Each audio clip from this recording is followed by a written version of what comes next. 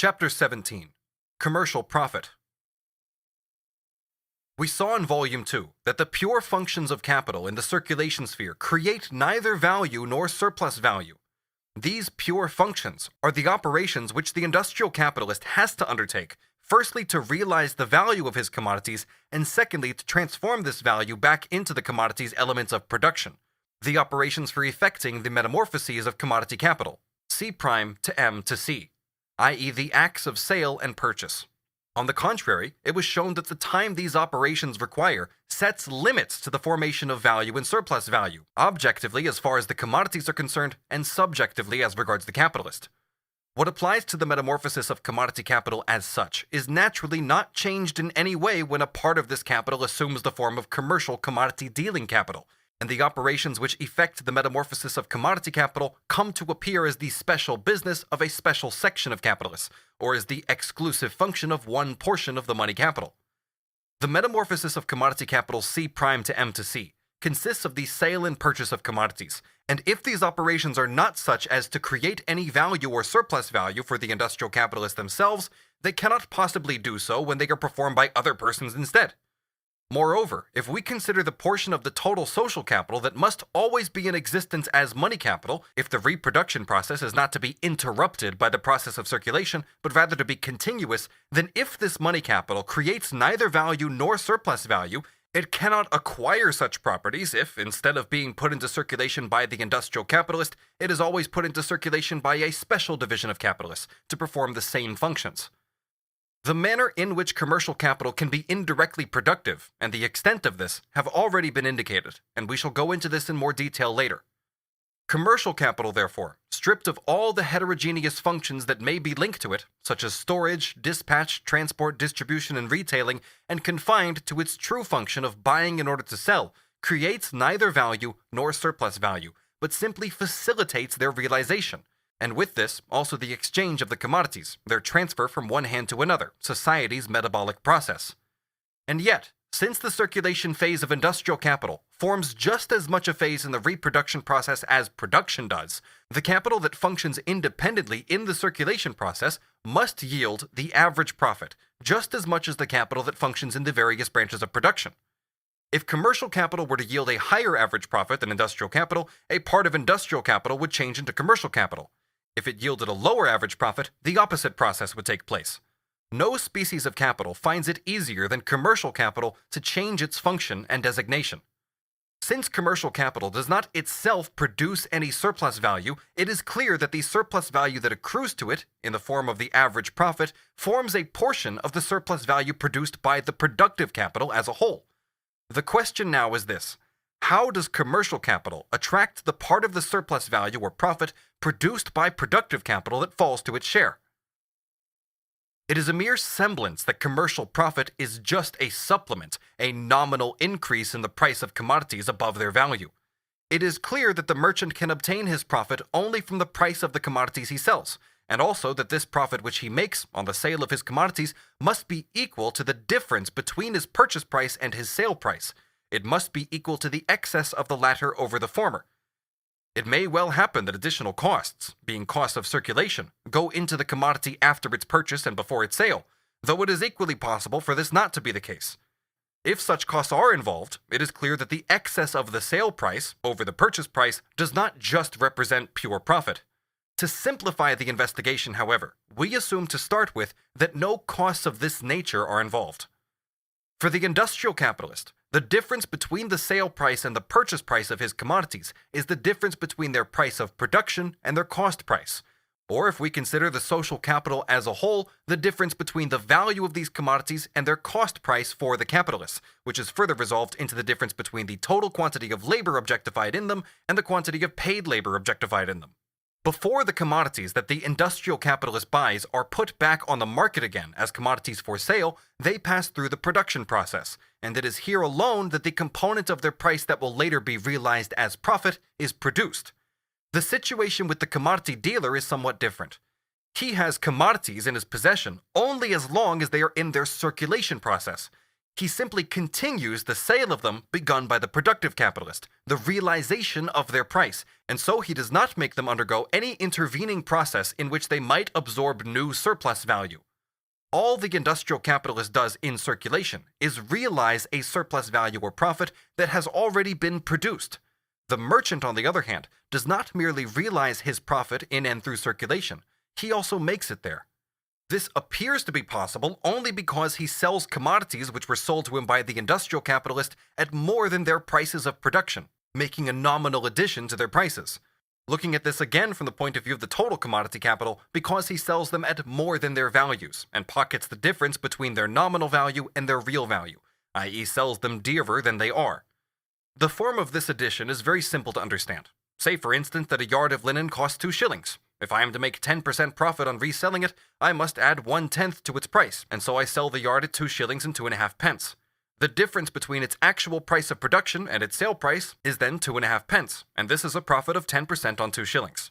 In point of fact, I sell the yard of linen to its buyer at a price that is really the price of 1 1/16 yards, or what comes to the same thing, it is just as if I sold the buyer only 10 out of 11 yards for 2 shillings and kept 1 out of 11 for myself.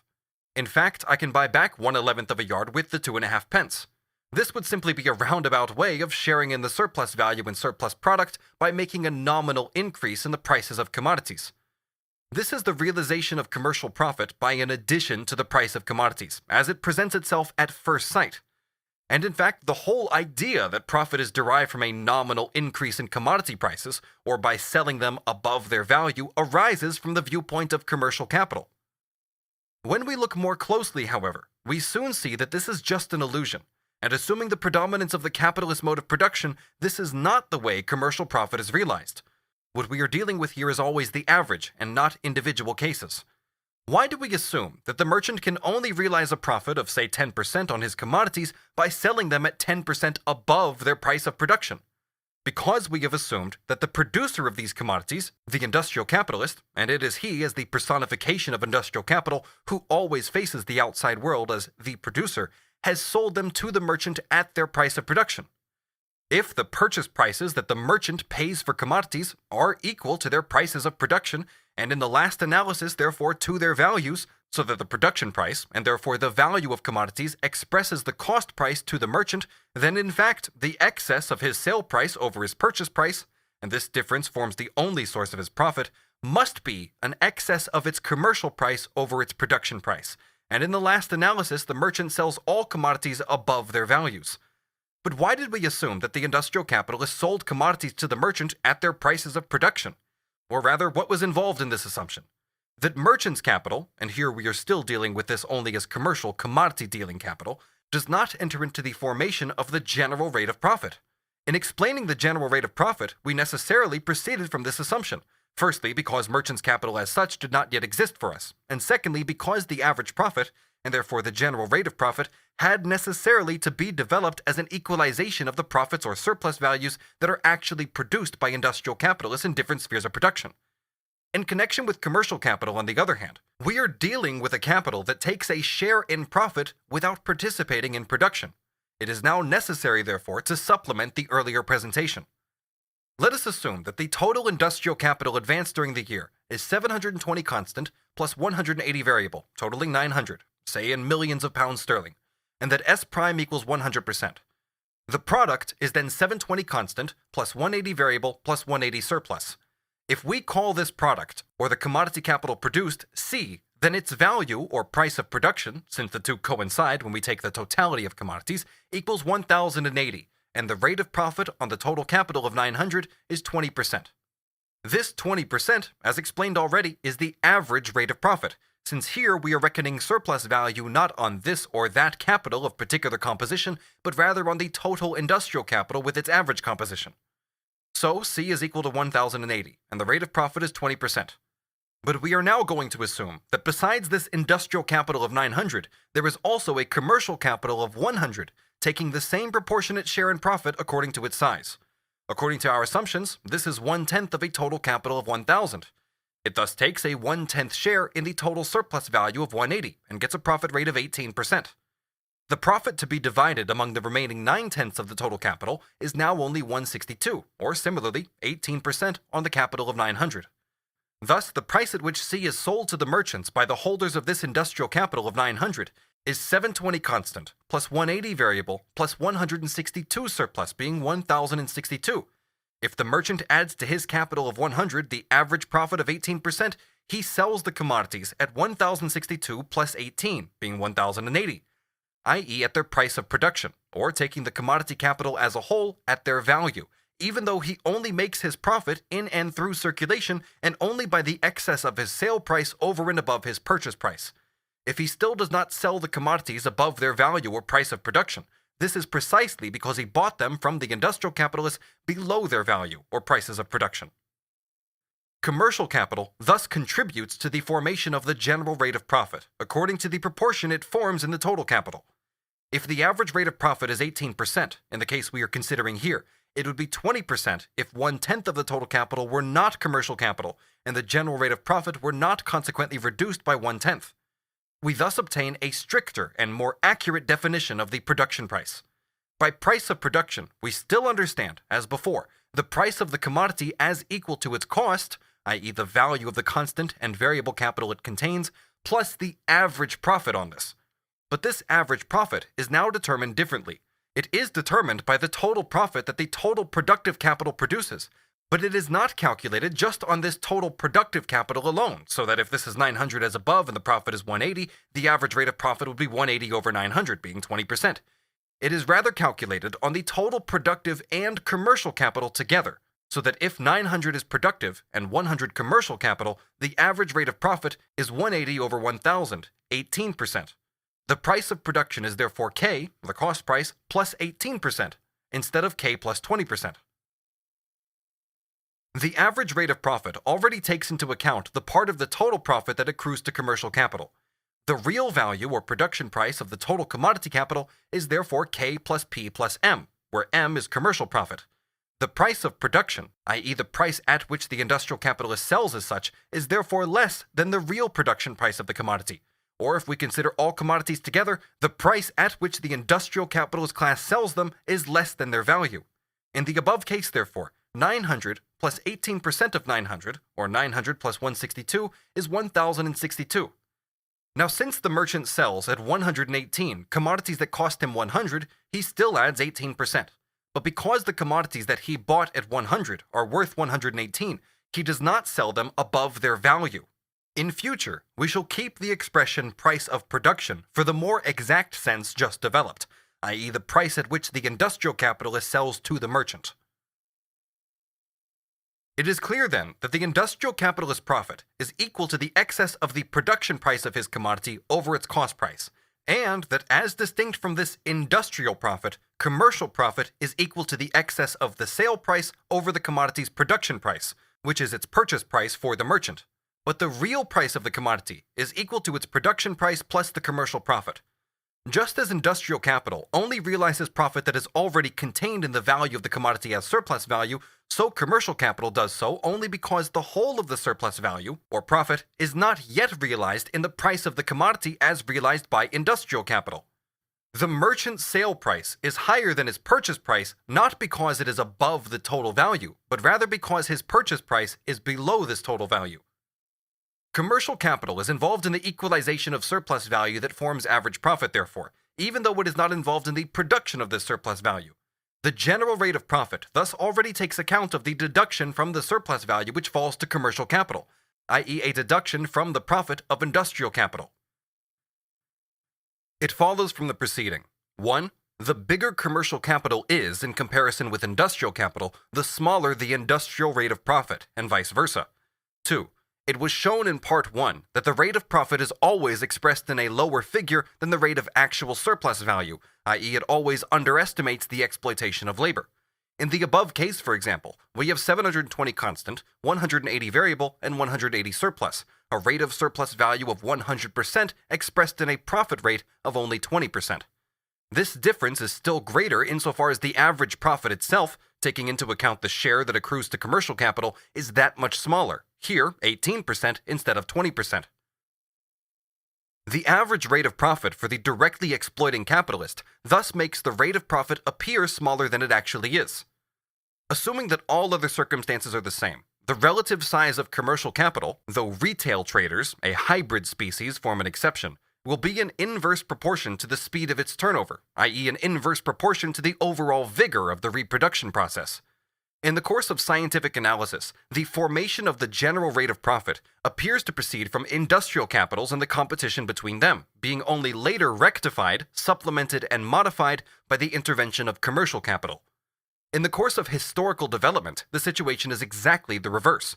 It is commercial capital which first fixes the prices of commodities, more or less according to their values, and it is the sphere of circulation that mediates the reproduction process in which a general rate of profit is first formed. Commercial profit originally determines industrial profit. It is only when the capitalist mode of production has come to prevail and the producer has himself become a merchant that commercial profit is reduced to the aliquot share of the total surplus value that accrues to commercial capital as an aliquot part of the total capital concerned in the process of social reproduction. In the supplementary equalization of profits brought about by the intervention of commercial capital, we saw that no additional element goes into the value of the commodity for which the merchant advances money, and that the addition to the price whereby the merchant makes his profit is simply the portion of commodity value that productive capital has not included in the production price of the commodity, and has in fact left out. The case of this money capital is similar to that of the industrial capitalist fixed capital. Insofar as it is not consumed, its value does not constitute an element of the commodity's value. In the price the merchant pays for the commodity capital, he replaces its production price, being M, in money. His sale price, as analyzed above, is M plus delta M, this delta M representing the addition to the commodity price determined by the general rate of profit. When he sells the commodity, he receives back the original money capital he advanced for its purchase, and this delta M as well. We can see here again how his money capital is nothing more than the commodity capital of the industrial capitalist turned into money capital, which can no more affect the value of this commodity capital than if the latter were sold directly to the final consumer instead of the merchant. All that actually happens is that the final consumer's payment is anticipated. But this is correct only if, as we have so far assumed, the merchant has no expenses, i.e. if he does not have to advance any other capital, circulating or fixed, in the process of commodity metamorphosis, buying and selling, besides the money capital he advanced to buy the commodity from its producer. This is not the case, however, as we saw in discussing the costs of circulation in Volume 2, Chapter 6. And these costs of circulation represent in part costs that the merchant has to reclaim from other agents of circulation, and in part costs that arise directly from his specific business. Whatever kind of circulation costs these may be, whether they arise from the business of the merchant pure and simple, and belong therefore to the merchant's specific circulation costs, or whether they represent changes arising from belated production processes that are inserted within the circulation process, such as dispatch, transport, storage, etc., they always require, on the part of the merchant, besides the money capital advanced in commodity purchase, an additional capital that is advanced in purchase and payment for these means of circulation. Insofar as this cost element consists of circulating capital, it goes completely into the sale price of the commodities as an additional element, while insofar as it consists of fixed capital, it goes in according to the degree of its depreciation. But insofar as these are purely commercial costs of circulation, this element forms only a nominal value and not a real addition to commodity value. Whether circulating or fixed, however, this entire additional capital goes into the formation of the general rate of profit. The purely commercial costs of circulation, i.e. excluding the costs of dispatch, transport, storage, etc., are the costs that are necessary to realize the value of the commodity, whether transforming it from commodity into money or from money into commodity, to effect its exchange. In this connection, we ignore completely any eventual production processes that continue during the act of circulation and can exist quite separately from commerce as such. As for instance, the transport industry proper and the dispatch of goods can be completely separate from trade, as branches of industry, and actually are so. Goods for purchase and sale may also be kept in docks and other public storage areas, with the costs arising from this being charged to the merchant by third parties, insofar as he has to advance them. All this is to be found in the wholesale trade proper, where commercial capital appears in its purest form, hardly mixed up at all with other functions. The haulier, the railway director, and the ship owner are not merchants. The costs that we are considering here are those of buying and selling. We have already noted earlier that these break down into accounting, bookkeeping, marketing, correspondence, etc. The constant capital required for this consists of offices, paper, postage, etc. The other costs are reducible to variable capital that is advanced for commercial employees. Dispatch charges, transport costs, advances of customs duties, etc. may partly be considered as advanced by the merchant in the purchase of commodities, and hence going into his purchase price. All these costs are incurred not in the production of these commodities' use value, but rather in the realization of their value. They are pure costs of circulation. They do not come into the immediate production process, but they do come into the circulation process and hence into the overall process of reproduction. The only part of these costs that concerns us at this point is that laid out as variable capital. Also to be investigated here are, firstly, how the law that only necessary labor goes into commodity value applies in the circulation process. Secondly, how accumulation appears in the case of commercial capital. Thirdly, how commercial capital functions in the actual overall process of social reproduction. These costs arise from the economic form of the product as a commodity. If the labor time that the industrial capitalists themselves lose in selling their commodities directly to one another, i.e. in objective terms the commodity's circulation time, does not add any value to these commodities, it is clear that this labor time does not change its character by devolving on the merchant instead of the industrial capitalist. The transformation of commodities, products, into money, and of money into commodities, means of production, is a necessary function of industrial capital, and hence a necessary operation for the capitalist, who is in fact simply personified capital, capital endowed with its own consciousness and will. But these functions neither increase value nor create surplus value. The merchant, by performing these operations and carrying on the functions of capital in the circulation sphere after the productive capitalist has ceased to do this, simply takes the place of the industrial capitalist. The labor time that these operations cost is being employed on necessary operations in the reproduction process of capital, but it does not add any extra value. If the merchant did not perform these operations, and so did not spend the labor time they require, he would not be using his capital as a circulation agent of industrial capital. He would not be continuing the function that the industrial capitalist had abandoned, and hence would not share as a capitalist, and in proportion to the capital he advanced, in the mass of profit produced by the industrial capitalist class. Thus, the merchant capitalist does not need to employ any wage laborers in order to take a share in this mass of surplus value, to valorize his advance as capital. If his business and his capital are small, he may himself be the only worker employed. He is paid by part of the profit that accrues to him from the difference between the purchase price of the commodities and their real price of production. On the other hand, in this case, if the capital advanced by the merchant is small, the profit he realizes may not be any greater than the wage of a better paid skilled worker. It may be even less than this. And in point of fact, functioning alongside him are the direct commercial agents of productive capitalists, buyers, salesmen, commercial travelers, receiving the same income or higher, whether in the form of a wage or a share in the profit made on each sale, a commission or percentage. In the one case, the merchant pockets the commercial profit as an independent capitalist. In the other case, the direct employee of the industrial capitalist is paid a part of the profit in the form of either a wage or a proportionate share in the profit of the industrial capitalist whose agent he is. And in this case, his principal pockets both the industrial and the commercial profit. But in all these cases, even though the income the circulation agent receives may appear to him as a simple wage, as payment for the work he has performed, and even though where it does not take this form, the size of his profit may still be only equivalent to the wage of a better paid worker, this income still derives solely from the commercial profit. This results from the fact that his labor is not value-creating labor. The fact that the circulation operation is prolonged means for the industrial capitalist, 1. A personal loss of time, insofar as he is prevented from performing his own function as director of the production process, and 2. An extended stay of his product in its money or commodity form in the circulation process, a process in which it is not valorized, and in which the immediate process of production is interrupted. If this is not to be interrupted, either production must be cut back or additional money capital must be advanced, so that the production process can continue on the same scale. In each case, what this amounts to is that either a smaller profit is made with the former capital, or additional money capital has to be advanced in order to make the previous profit. This is just the same if the merchant replaces the industrial capitalist. Instead of the industrial capitalist spending more time on the circulation process, the merchant now spends this time. Instead of his being forced to advance additional capital for circulation, the merchant advances it. Or what comes to the same thing, whereas previously a substantial portion of the industrial capital was constantly entering and leaving the circulation process, now the merchant's capital is cooped up there permanently.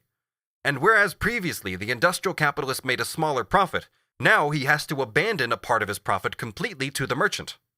Insofar as commercial capital remains confined to the limits within which it is necessary, the distinction is simply that this division of capital's function enables less time to be devoted exclusively to the circulation process, and less additional capital advanced for it, so that the reduction in the total profit, which now takes the form of commercial profit, is less than it would be otherwise. If in the above example, 720 constant, 180 variable, and 180 surplus, together with a commercial capital of 100, leaves the industrial capitalist a profit of 162, or 18%, thus bringing about a deduction of 18, then the additional capital needed to do without the independent operations of commercial capital might perhaps be 200, and we would then have a total advance of 1,100 by the industrial capitalist instead of 900, so that the surplus value of 180 would represent a profit rate of only 16 4/11%. If the industrial capitalist, who is his own merchant, has advanced, besides the additional capital with which he buys new commodities before his product, which is still in circulation, has been transformed into money, still further capital in order to realize the value of his commodity capital, i.e. for the circulation process, office expenses and wages for commercial employees, then although this certainly forms additional capital, it does not form any more surplus value. It must be replaced out of the commodities value, for a portion of this value must be reconverted back into these circulation costs, even if no additional surplus value is formed in this way. As far as the total social capital is concerned, what this amounts to is that a part of this capital is required for secondary operations that are not a part of the valorization process, and that this part of the social capital has to be constantly reproduced for this purpose. In this way, the profit rate for both individual capitalists and the industrial capitalist class as a whole is reduced, a result that follows from every injection of additional capital insofar as this is required to set the same amount of variable capital in motion. If these additional costs that are bound up with the circulation business as such are taken over from the industrial capitalist by the merchant, there is still this reduction in the profit rate, but to a lesser extent and in a different manner. What happens now is that the merchant advances more capital than would be necessary if these costs did not exist, and that the profit on this additional capital raises the total commercial profit, so that commercial capital enters together with industrial capital into the equalization of the average rate of profit on a greater scale, and the average profit falls.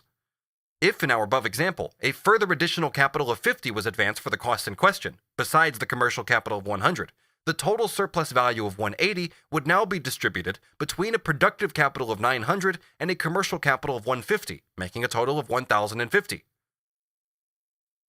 The average rate of profit would thus fall to 17 1/7%. The industrial capitalist sells the commodity to the merchant at 900 plus 154 2/7, equaling 1,054 2/7. And the merchant sells them for 1,130, 1,080 plus 50 for expenses that he has to recover. It must be assumed that the division between commercial and industrial capital involves a centralization of trading costs and a consequent reduction in them. The question now arises as to the position of the commercial wage laborers employed by the merchant capitalist, in this case, the dealer in commodities. From one point of view, a commercial employee of this kind is a wage laborer like any other. Firstly, insofar as his labor is bought with the merchant's variable capital, not with money that he spends as revenue. It is bought, in other words, not for a personal service, but for the purpose of valorizing the capital advanced in it. Secondly, insofar as the value of his labor power, and therefore his wage, is determined, like that of all other wage laborers, by the production and reproduction costs of this particular labor power, and not by the product of his labor. But there is necessarily the same difference between him and the workers directly employed by industrial capital as there is between commercial capital and industrial capital, and consequently between the merchant and the industrial capitalist. Since the merchant, being simply an agent of circulation, produces neither value nor surplus value, for the additional value he adds to commodities by his expenses is reducible to the addition of previously existing value, even though the question still arises here as to how he maintains and conserves the value of this constant capital, The commercial workers whom he employs in these same functions cannot possibly create surplus value for him directly. Here, just as with the productive workers, we assume that wages are determined by the value of labor power, i.e. the merchant does not enrich himself by a deduction from wages, so that in reckoning his costs he does not put down an advance for labor that he only pays in part. In other words, he does not enrich himself by cheating his clerks, etc.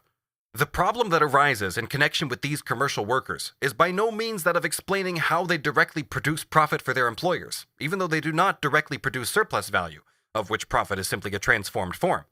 This question has in fact already been resolved by the general analysis of commercial profit. Just as industrial capital makes its profit by selling labor that is already contained and realized in the commodity, labor for which it has not paid an equivalent, so commercial capital makes a profit by not paying productive capital in full for the unpaid labor contained in the commodity, insofar as the capital laid out in order to produce the commodity functions as an aliquot part of the total industrial capital, and as against this, itself receiving the additional portion, which it has not paid for once the commodity has been sold. Commercial capital's relationship to surplus value is different from that of industrial capital. The latter produces surplus value by directly appropriating the unpaid labor of others. The former appropriates a portion of this surplus value by getting it transferred from industrial capital to itself. It is only by way of its function in the realization of values that commercial capital functions as capital in the reproduction process, and therefore draws, as functioning capital, on the surplus value that the total capital produces. For the individual merchant, the amount of his profit depends on the amount of capital that he can employ in this process, and he can employ all the more capital in buying and selling, the greater the unpaid labor of his clerks. The very function by virtue of which the commercial capitalist's money is capital is performed in large measure by his employees on his instructions. Their unpaid labor, even though it does not create surplus value, does create his ability to appropriate surplus value, which, as far as this capital is concerned, gives exactly the same result, i.e. it is its source of profit. Otherwise, the business of commerce could never be conducted in the capitalist manner or on a large scale. Just as the unpaid labor of the workers creates surplus value for productive capital directly, so also does the unpaid labor of the commercial employee create a share in that surplus value for commercial capital. The difficulty is rather as follows. Since the labor time and labor of the merchant himself is not value-creating labor, even though it procures him a share in the surplus value already produced, what is the situation with the variable capital that he lays out on the purchase of commercial labor power? Should this variable capital be included as part of the cost of the outlay of the commercial capital the merchant has advanced? If not, then this would seem to contradict the law of the equalization of the profit rate. What capitalist would advance 150 if he could reckon only 100 of it as capital advanced? If it is included, however, this would seem to contradict the very nature of commercial capital, since this kind of capital does not function as capital by setting the labor of others in motion, in the manner of industrial capital, but rather by itself working, i.e. itself performing the functions of buying and selling, and that is precisely in this way that it transfers to itself a part of the surplus value the industrial capital has created. The following points have therefore to be investigated: the merchant's variable capital, the law of necessary labor in the circulation sphere, how the work of the merchant maintains the value of his constant capital, the role of commercial capital in the overall reproduction process, and finally, the division into commodity capital and money capital on the one hand, and into commercial capital and money-dealing capital on the other. If each merchant possessed only the amount of capital that he was personally able to turn over by his own work, there would be an infinite fragmentation of commercial capital, a fragmentation which would necessarily increase with the progress of the capitalist mode of production, and in the same measure, since the productive capital would produce on a larger and larger scale and would operate with larger and larger quantities. This would mean a growing disproportion between the two forms of capital. To the same extent as capital was centralized in the sphere of production, it would be decentralized in the sphere of circulation. In this way, the purely commercial business of the industrial capitalist and his purely commercial tasks would be infinitely expanded, inasmuch as he would have to deal with 100 or even 1,000 different merchants. The result would be the loss of a large part of the advantage that derives from the autonomous position of commercial capital, and besides the purely commercial costs, the other costs of circulation, those of grading, dispatch, etc., would also grow. This is how industrial capital would be affected. Let us now consider the commercial capital. In the first place, how commercial work proper would be affected. It takes no more time to reckon with large figures than with small. It takes 10 times longer to make 10 purchases of £100 than one purchase of £1,000. It takes 10 times as much correspondence work, paper, and postage to write to 10 small merchants as to one big one.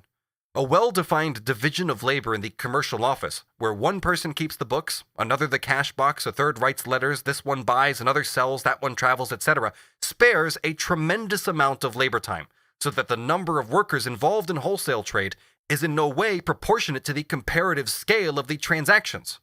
In commerce, in fact, far more than in industry, the same function takes the same amount of labor time, whether it is performed on a large or small scale.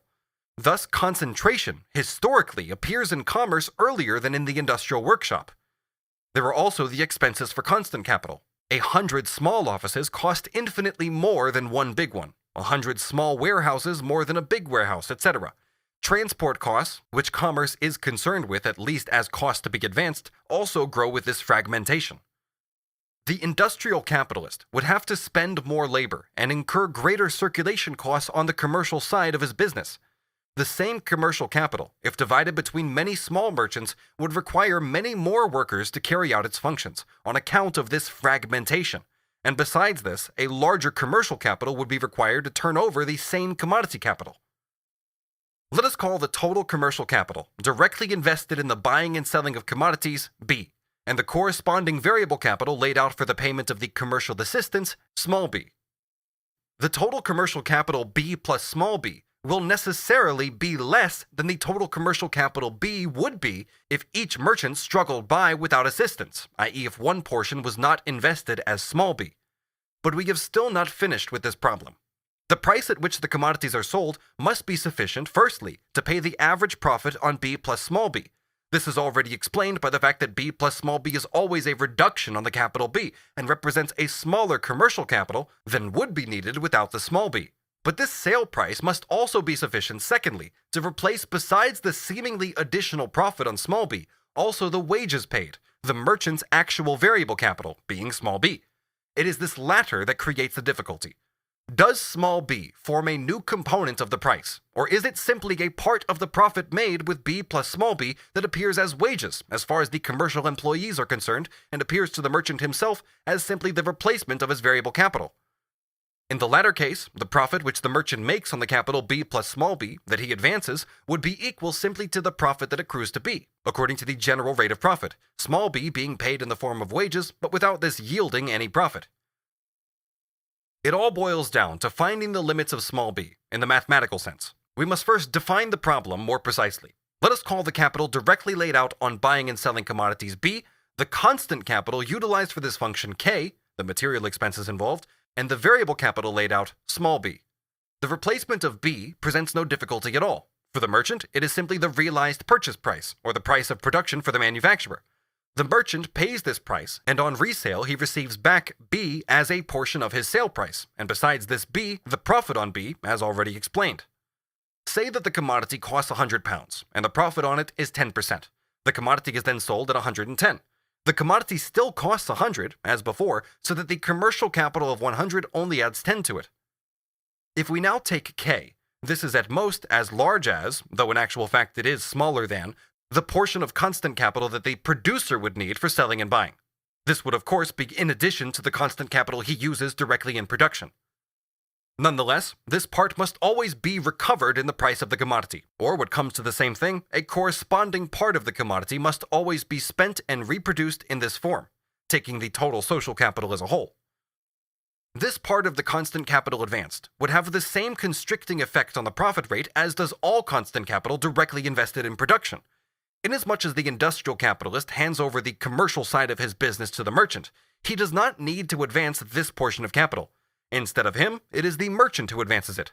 Yet this is really only an advance in name, inasmuch as the merchant neither produces nor reproduces the constant capital that he uses, his material expenses.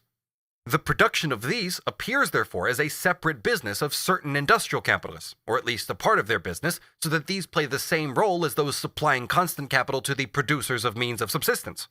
The merchant thus receives firstly the replacement for this constant capital, and secondly the profit on it. On both counts, the profit of the industrial capitalist is reduced, but because of the concentration and economy that results from the division of labor, this reduction is less than it would be if he had to advance this capital himself. The reduction in the profit rate is less, because the capital advanced in this way is less. Formerly, the sale price amounted to B plus K plus the profit on B plus K. After what was said before, this part of the sale price presents no difficulty, but now we also have small b, or the variable capital advanced by the merchant. The sale price now becomes B plus K plus small b plus the profit on B plus K plus the profit on small b. B only replaces the purchase price, and it does not add anything to this price besides the profit on B. K not only adds the profit on K, but also K itself. But K plus the profit on K, the part of the circulation cost advanced in the form of constant capital, plus the corresponding average profit, would be greater in the hands of the industrial capitalist than in the hands of the commercial capitalist. The reduction in the average profit takes this form, that the full average profit is calculated after the deduction of B plus K from the industrial capital advanced. However, this deduction from the average profit for B plus K is paid to the merchant, so that it appears as the profit of a special capital, commercial capital. But the situation is different with small b plus the profit on small b, or in the case given here, since we have assumed a profit rate of 10%, small b plus 1/10 of small b, and this is where the real difficulty lies. What the merchant buys with small b, according to our assumption, is merely commercial labor, i.e. labor needed for the functions of capital circulation, C to M and M to C. But commercial labor is the labor that is always necessary for a capital to function as commercial capital, for it to mediate the transformation of commodities into money and money into commodities.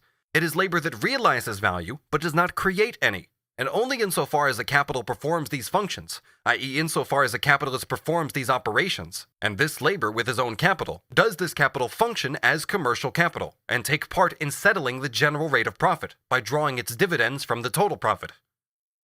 In small b plus the profit on small b, however, it seems that first the labor is paid, since it comes to the same thing whether the industrial capitalist pays the merchant for his own labor or for that of his employee, and secondly, the profit on the payment for this labor that the merchant himself would have had to perform. Commercial capital seems to receive, firstly the repayment of small b, and secondly the profit on it. This arises because it firstly gets paid for the labor by way of which it functions as commercial capital, and secondly gets paid the profit because it functions as commercial capital, i.e. in its capacity as a functioning capital, it performs labor that is paid for in profit. This is the question which we have to resolve. Let us take b as equal to 100, small b is equal to 10, and the rate of profit at 10%. We posit that k is equal to 0, so as to avoid unnecessarily reintroducing an element of the purchase price that does not belong here and has already been dealt with. The purchase price would then be b plus the profit on b, plus small b plus the profit on small b, totaling b plus b times p prime plus small b times p prime, where p prime is the rate of profit, totaling 100 plus 10 plus 10 plus 1, 121. But if the merchant did not lay out this small b on wages, since small b is paid simply for commercial labor, i.e. for labor needed to realize the value of the commodity capital which industrial capital puts on the market, the matter would stand as follows. To buy or sell b at 100, the merchant gives up his time, and we shall assume that this is the only time available to him. The commercial labor represented by small b, being 10, if it were not paid as wages but rather by way of profit, would presuppose another commercial capital of 100, since 10% of this small b gives 10.